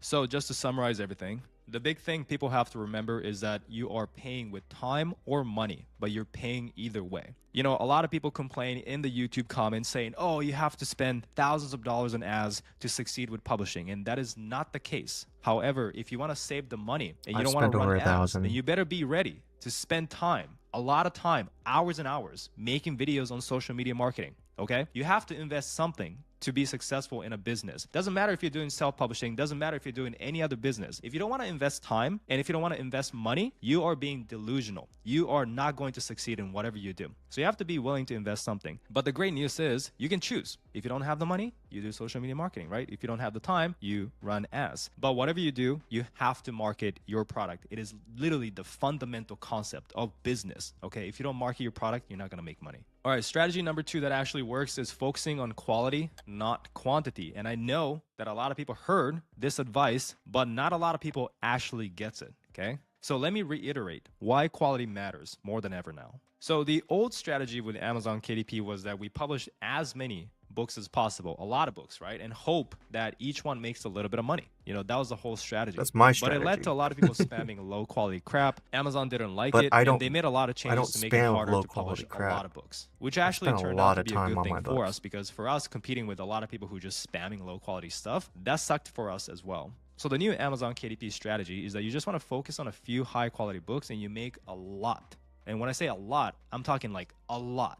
Okay, like before we thought it was just a couple $1,000s per book was like the potential. Now I'm talking about literally 10,000, 100,000. Like people are doing that from just one book, which is honestly insane. So the way KDP works right now is that Amazon's algorithm favors quality and engagement, right? So low quality books means it's going to lead to bad reviews, obviously. Bad reviews, Amazon's going to see that and they're like, oh, let's not show this to people anymore. It doesn't matter if the book is, has a bunch of keywords. It doesn't matter if you're running a ton of ads. If the book is not good and if it's getting bad reviews and engagement, they're just going to I don't have any bad and reviews yet. compared to that, high quality No books bad reviews that yet. actually gets high read through, like people are actually reading to the end, they're actually leaving good reviews. Those are the ones that's going But then to again, get I pushed in don't the have a algorithm. lot of Of course, it reviews. sells very well as well. So clearly, we that's want another to work problem. towards that, and that's why I say you're really just one book away, right? So even if you have failed with publishing so far, maybe the next book is the one that is going to blow up for you. Maybe that's your home run book. And once you have one book that does very well, you can build an entire brand around it. So you will still have to publish a couple books, or you can really just heavily focus on marketing that one book and make a lot of money. Like as an example here, right? So we have this book, Stop Okay. Overthinking. Now, if you look at the pen, Maybe I should Trenton, up he my has been marketing publishing on like my one book a month. Like more every single popular month, he has a books. new book out. Whether that is a good approach or not, that's not really the point. The point is that he kept trying. And each of these books might have made something, but not a lot. But then when he published this one book, it just took off. And I'm pretty sure it didn't take off for a while after he published. So it took a while, but it just took off eventually. And now this one book makes $400 to $600 a day. So let's just say $500 a day. So that is $15,000 just from this one book. And since this is a high content book, you can do audiobooks, and he's doing another $100 a day. So that's another $3,000 a month, right? So this one book is doing like $20,000 if you count the Kindle, spiral bound, other stuff, which I'd say is pretty amazing. And it's been very, very steady for him. So that's why I say all you need is one home run book, which is not going to happen if you don't have a high quality book. If that book was not good, it's gonna get bad reviews. Sales will plummet. But because it's a good book, it keeps selling and selling, gets more reviews. More reviews means more sales. More sales means more reviews, right? More positive reviews, and it just keeps going and going and going. So that's what we want here. So in terms of what makes a book high quality, like, I keep saying create a high quality book. And if you're wondering, what does it actually mean to have a high quality book? Well, number one thing, when you're doing nonfiction books or even, children's book, coloring books, those kind of things, you have to understand that people are buying books to solve a problem, especially with nonfiction books, right? Like if you buy a stop overthinking book, you are clearly struggling with overthinking. So your book has to solve that. And that is your job, in creating the outline, actually writing the book to make sure that you're solving those points, right? So that's the biggest thing with nonfiction is that understanding. Now, next thing is it's professionally designed. Both the interior and the book cover looks professional. You're not just whipping up something on Canva where you're not a designer. People expect and want a high quality book. Obviously, you want to match that expectation. Now, I use Canva. Keywords is a big one. Like if no one's looking for your book, it's not going to be a home run book, because no matter how good the book is, if there's no demand of that topic, then it's not going to sell. So stop overthinking. Huge demand. Almost every single person in the whole world suffers from overthinking, right? So solving a big problem will get you big results. And oftentimes it's better to go after a big niche and try to hit it hard there than try to avoid competition and go into a super small niche that is not even profitable. And obviously you want engaging content from start to finish. All right, strategy number 3, repeat buyers are the secret to success. Not a lot of same thing with pretty much any of this selection. It can be thousands of dollars. What else have you got? We kind of watched.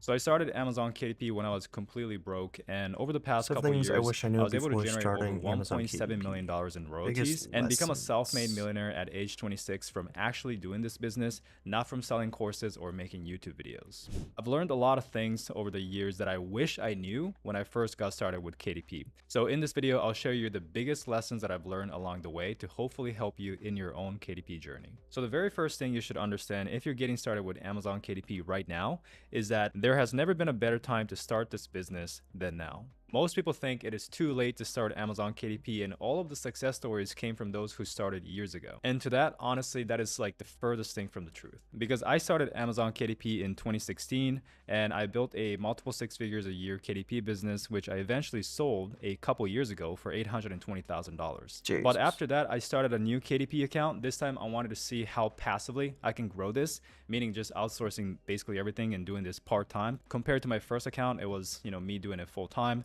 For this account, I spent like 1 hour a week, right? And despite that, so far I made $359,000, and you can see that it's growing pretty steadily, right? Month over month. And if you count audiobooks and other sources, it's over $400,000. That's a lot of money. And just to clarify, because you see 172 books here, a lot of people will take the total income and then divide it by how many books I have, and they're like, oh, you're not making much per book, right? But that's not how you look at this business. A lot of these books are translations or bundles, which I was able to create for free. Also low and medium content books that I'm testing so that I can learn from it and teach it better in my YouTube videos. But anyways, if I just sort this with the top 10 books, I still made $211,000, probably $250,000, with other sources just from the 10 books. So you don't need a ton of books to make money.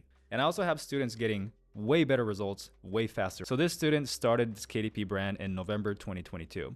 And within 2.5 years, he made over $1 million in royalties. And we have a ton of other student success stories like this. So as you can see, there's still a ton of opportunities in Amazon KDP. But let's be real here, right? The more you wait, the more you procrastinate, the more saturated it gets. So the best time to start was yesterday, but the next best time to start is today. And the great thing is, with the rise of AI, it's never been easier and cheaper and faster to get started with this business. But you do have to know how to use AI to your advantage, right? You cannot just rely on AI 100%.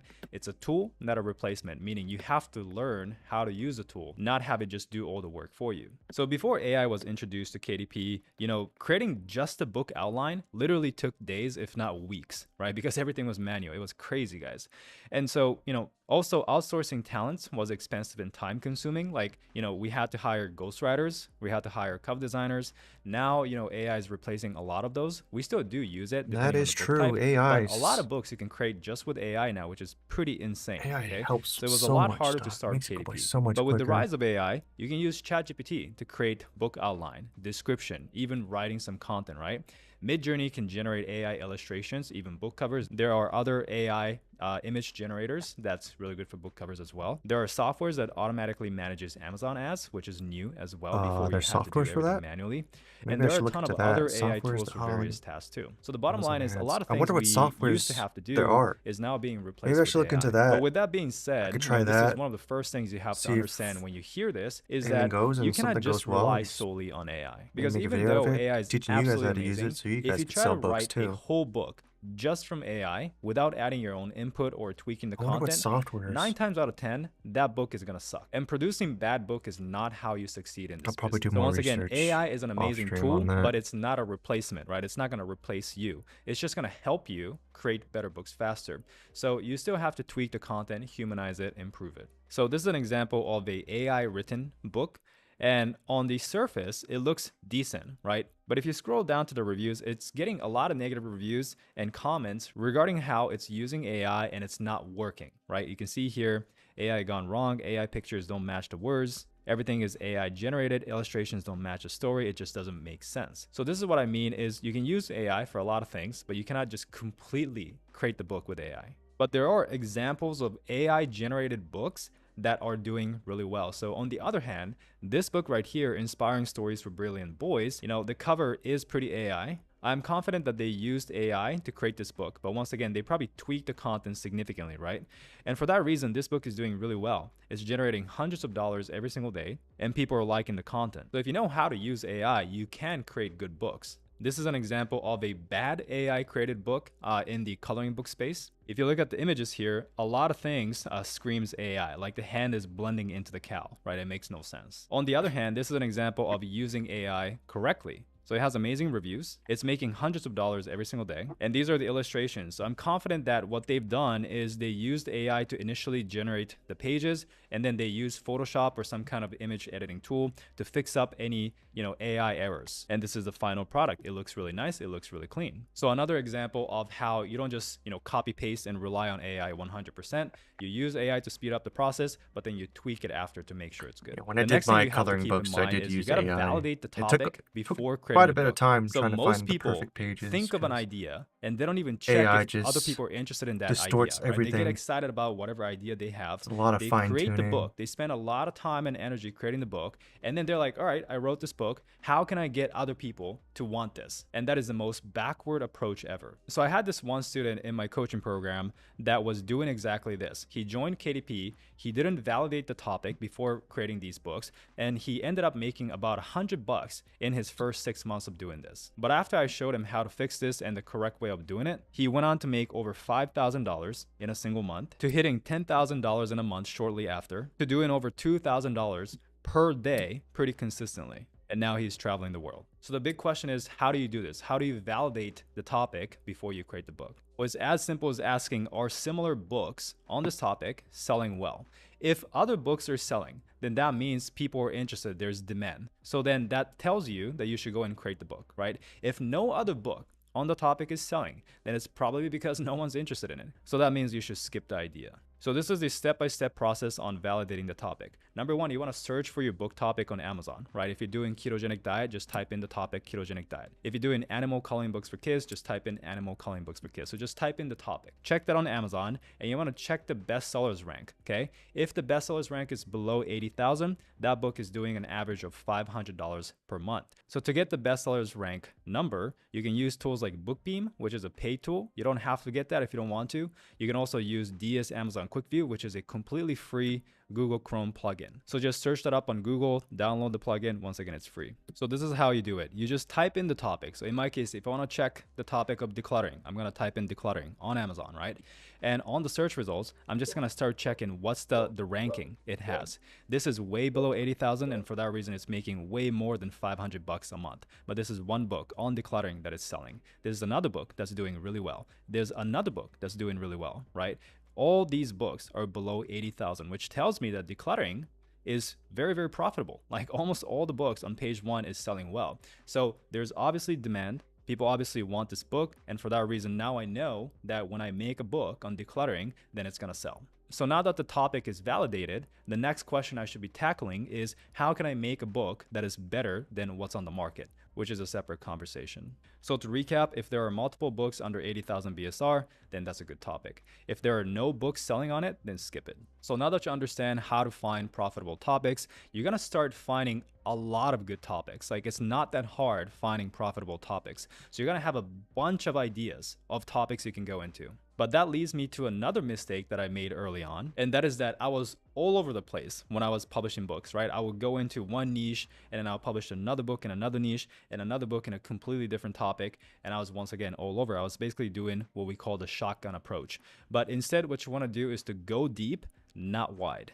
Going wide is essentially shotgunning everywhere. Going deep is picking a niche and publishing as many books in it. Because every single successful publisher I know who's making a lot of money, and when I say a lot of money, minimum 10K per month and all the way up to 100K per month or more. And what they do is they all focus on 1 to 2 niches. They're not all over the place. So don't jump between different niches. Like don't do one log book and then coloring book and then try out a nonfiction book and then a fiction book. That's being all over the place, right? You want to pick one niche that you like, and you want to publish multiple books to establish authority.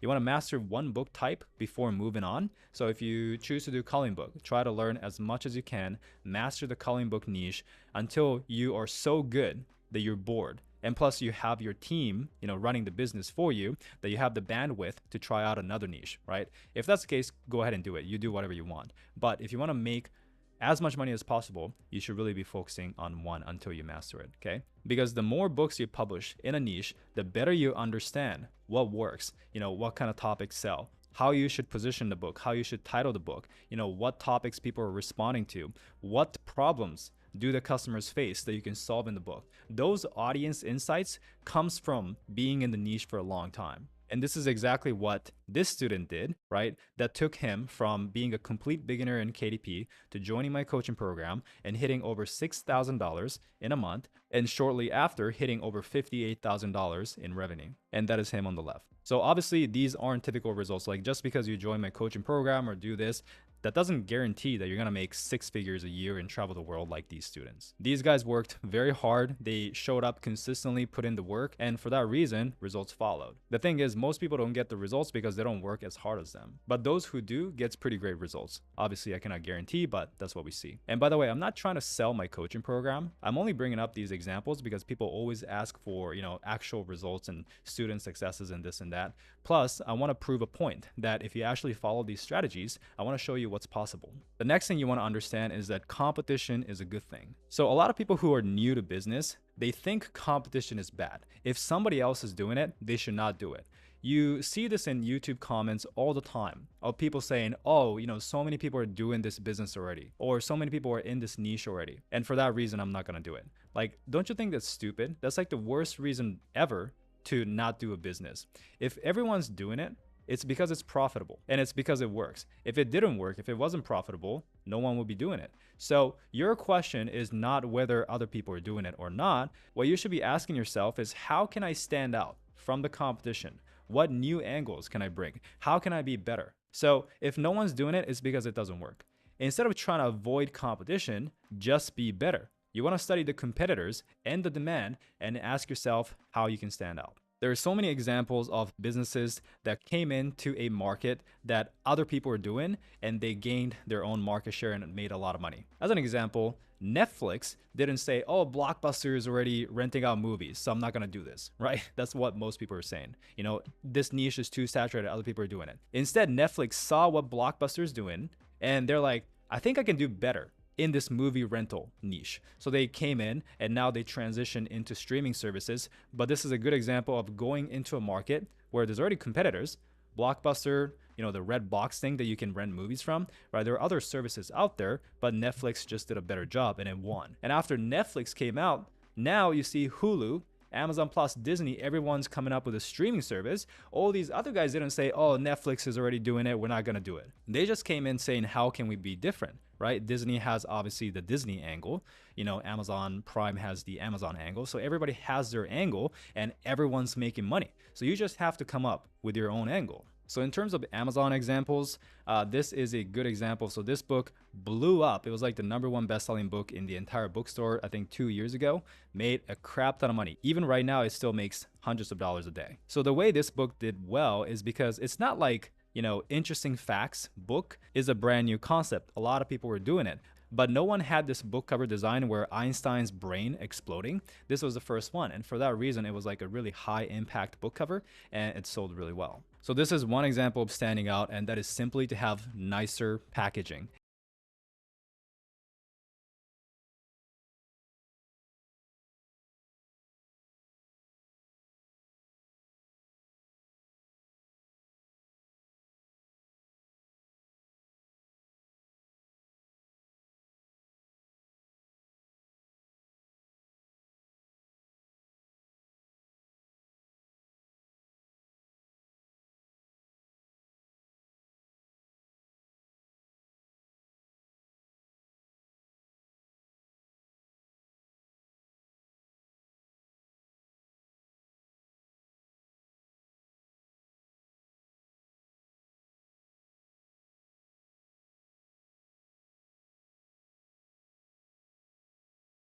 In our case, book covers, having a book cover does stand out even though the product is the same. Another example is this book, the Shadow Work Journal. This book literally made millions of dollars. Like, it's insane how one book made millions.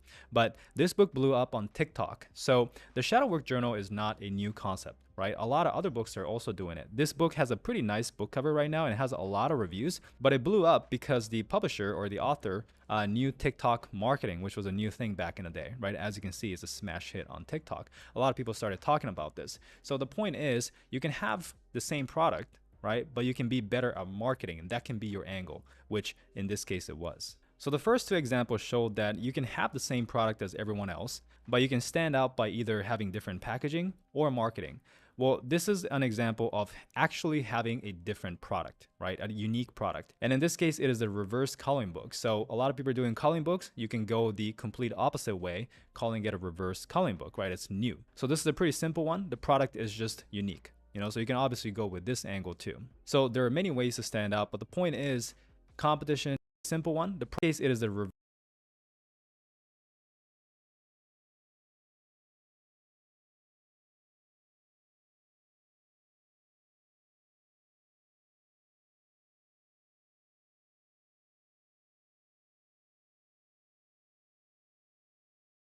So there are many ways to stand out, but the point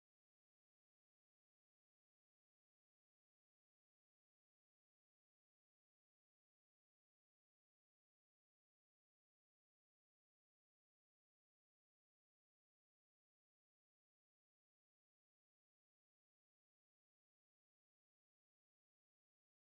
reverse coloring book. So a lot of people are doing coloring books. You can go the complete opposite way, calling it a reverse coloring book, right? It's new. So this is a pretty simple one. The product is just unique, you know, so you can obviously go with this angle too. So there are many ways to stand out, but the point is competition is a good thing. Just figure out what is your angle. What new thing do you bring to the table? The next big lesson is that you have to be okay with investing in your business. So recently I did a poll on my YouTube channel asking people how much money do they want to make from their Amazon KDP business. And this was the answer that I got. Okay, so 50% or more said they want to make 6 figures a year.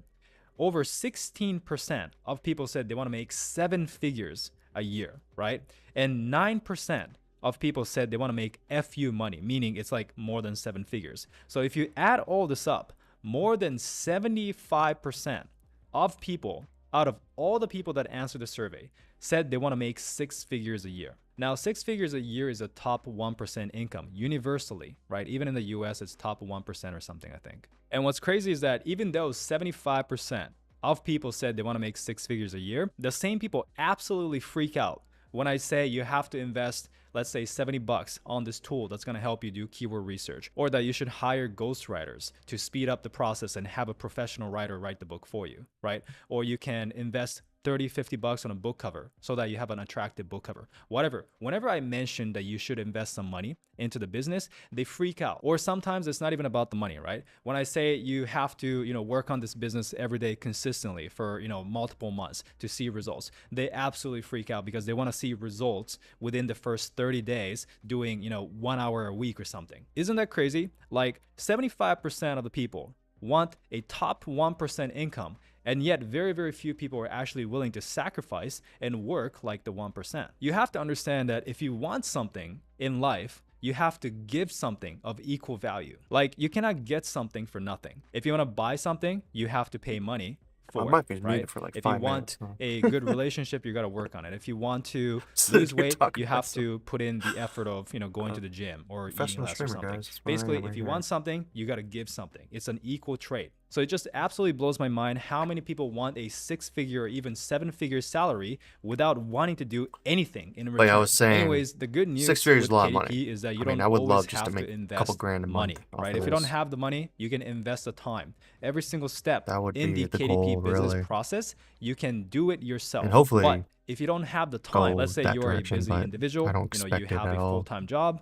but you got some money to invest. Well, you can also outsource every single step of the process in KDP. So if you don't have the time, you can invest the money. You can choose, But right, whether you want I to pay will with time this or pay with weekend money. But if you're not willing to pay look with into time marketing or money, then you strategies, should not be building this business. You software, should not be maybe building any anybody business because you're not willing to sacrifice try anything. Fiverr. I So don't honestly, know at if any that point, you Fiverr don't people are good deserve at to be Amazon successful KDP marketing. because you're not I willing have to no make the clue. sacrifice. And I think you should probably Need just to stick to a work job or on something. marketing. So the next thing I wish I Help me knew with when I Amazon started is that ads. your book cover is the most Because important I'm just trying thing. different things So out most people and seeing create what works. books like these, right?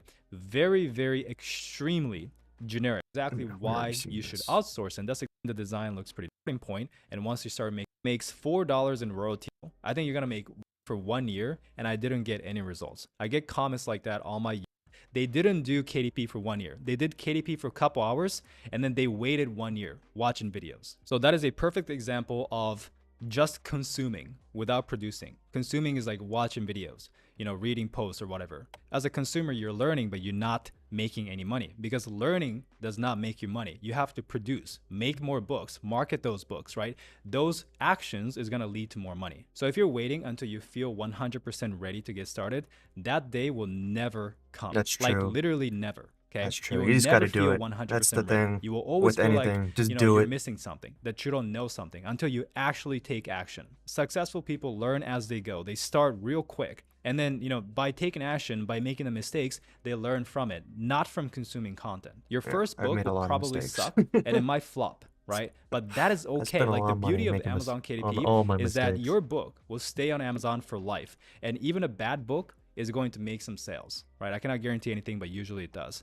And over time, it often makes your money back. If you're and you have 4 years to try to learn something, I always try to get coaching and mentorship. So back in 2016, value. If it is, you can join. We got to spend quite a bit of time to actually work with. All right.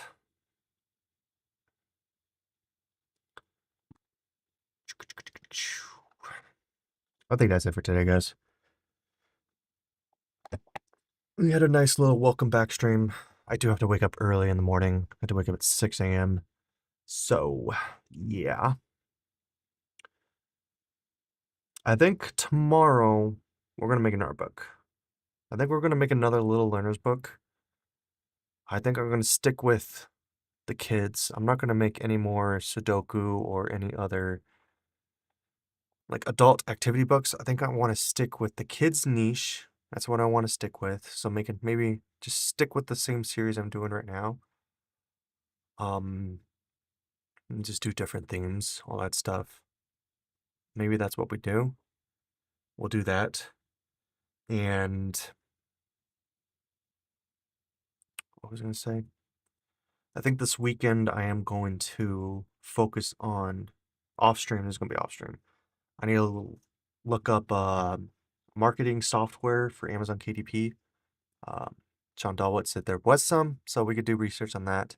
If I can't really find anything, or if I do find something, I want to test it out, see what happens. If I do sell any books, I'll probably make a video out of it. If not, I will just like try Fiverr. Anywhere I could find somebody who knows Amazon KDP advertising better than I do, because right now I'm just throwing money and nothing's really sticking with that. And maybe I could learn something, because I think marketing is definitely my weak suit. Everything else I do pretty well, designing, all that stuff. I think my designs are pretty good, especially just using Canva.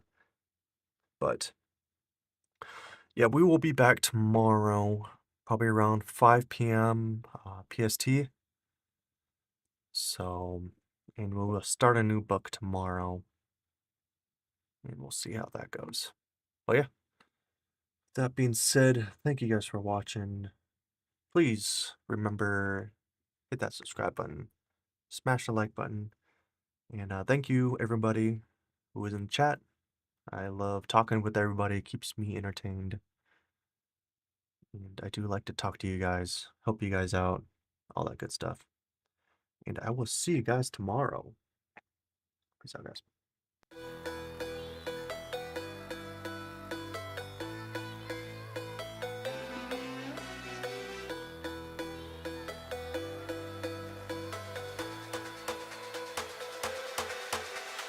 All my homies spin the block, hit the gas, hit the gas.